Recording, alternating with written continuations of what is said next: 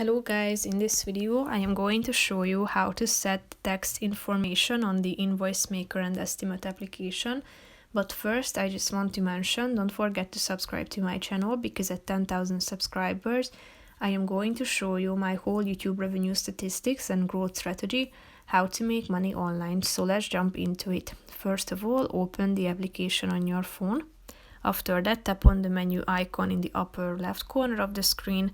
Click on Settings below, tap on the Taxes section in the middle of the screen, tap on Tax option, and here you can select from these four options such as no tax, single, 2 or 3 tax. After that, click on Tax, and here you can set the tax rate, and then you can set the abbreviation, and you can also set multi-rate or inclusive. Tap on Done at the top. Here you can set withholdings, the rate and the abbreviation can be set. You can add the tax number and the tax year start too. So that's pretty much it for this video, guys. See you in the next one. Bye bye.